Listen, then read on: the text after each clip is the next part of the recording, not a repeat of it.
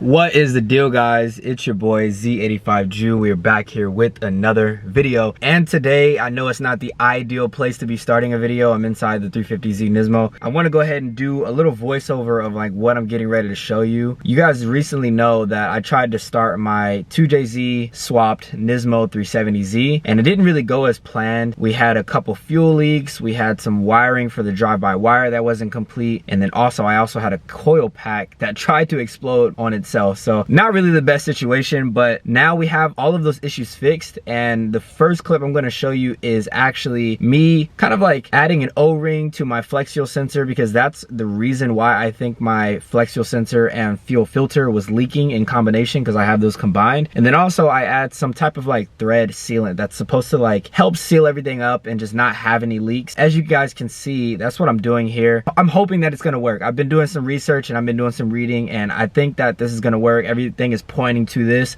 especially that O-ring, just because like the flex fuel sensor, the way that combination is, it doesn't have anything to like close it off once it's all the way tight on there with the fuel filter. So I think by adding that O-ring, it's just going to help seal everything up. So let's hope that's what it does. But yeah, without further ado, I'm going to go ahead and do that, and then I need to let it cure for 24 hours. So I'll come back and check in and we'll test it to see if there are any leaks. But other than that, I hope you guys do enjoy the rest of this video, and I hope you're having a great rest of the day. See you soon.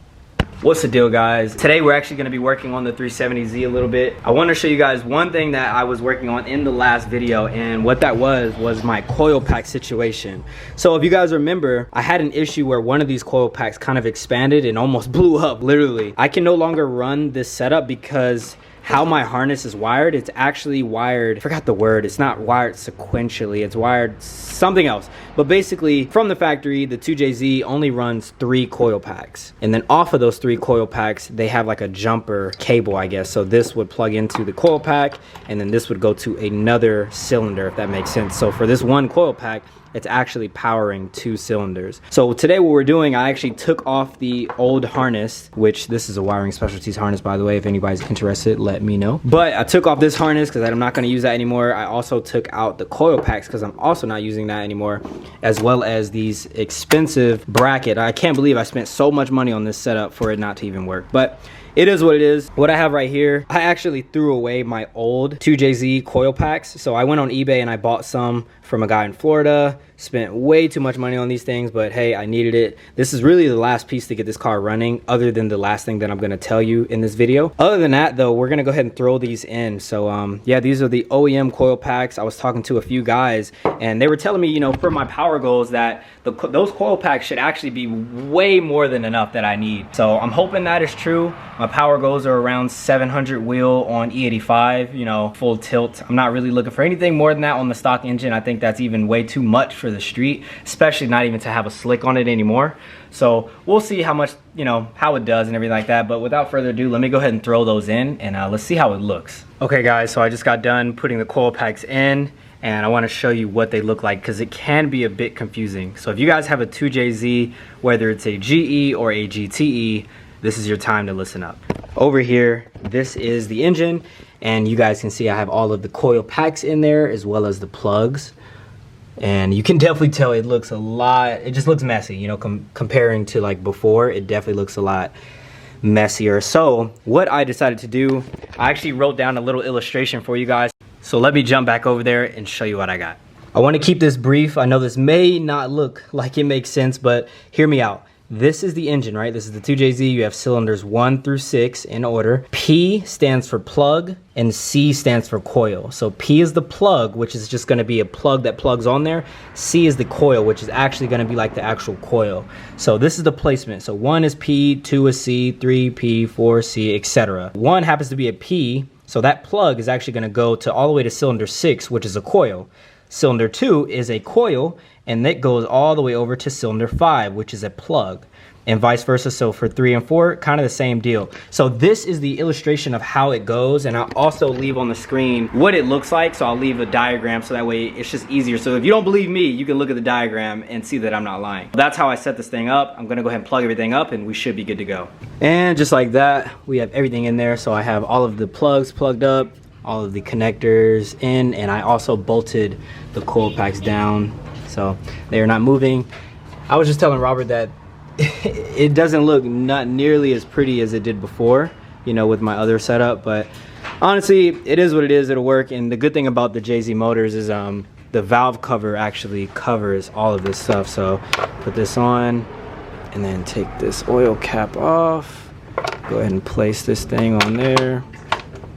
And then now with that fully placed down, technically I could leave it like that, and yeah, you wouldn't even know. But yeah, as soon as you take that thing off, it looks messy, which I don't like. But if it works, it works. Now a little bit of time has passed, and yes, I went ahead and put some glasses on. So the second part to our 370Z to get it running is actually right here. So you guys remember that my fuel, what is this? My flex fuel sensor, and as well as my fuel filter, it was actually leaking right here in the middle. So what I told you, I put some Permatex sealant on it as well as a gasket, and I let this thing cure overnight. You're supposed to let it cure for 24 hours. So it's been 24 hours. So right now, I think I'm gonna go ahead and jack up the 370, and let's go ahead and throw this thing in and test this in hopes that this thing doesn't leak, because this is the last thing that we need.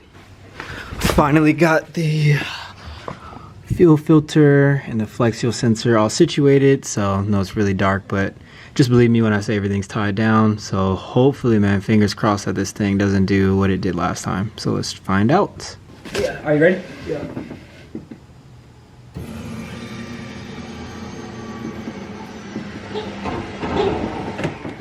Leaking?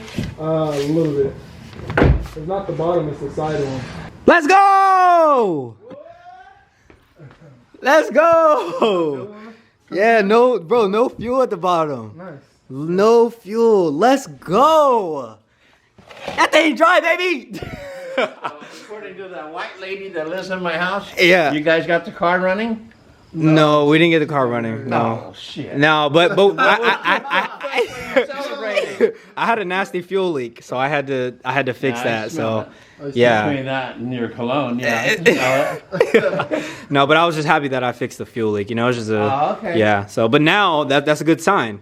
So now we just have one small, not small leak. It's really small though. It's like it's coming from this hole right here. Actually, have you tightened this? What are you Hey! What's wrong with this guy? What the hell? Yo! No, but yeah, so I guess Robert was saying there's Only a small, bruise, bro. bro, right? Only bruise. But we just got to tighten that small little fitting right there. But have you tightened it before? Yeah, but not like crazy, you know? Not like crazy. Let So, me see. What yeah. People trying to kill me. Good recording, you know? So we just came to the consensus that there's no fuel leaks. So we fixed the one at the top that was very, very slight and minimal. And then we fixed the large one at the bottom with the gasket and that sealer that I had. So you know what that means, right? We got the coil packs that were messed up, fixed.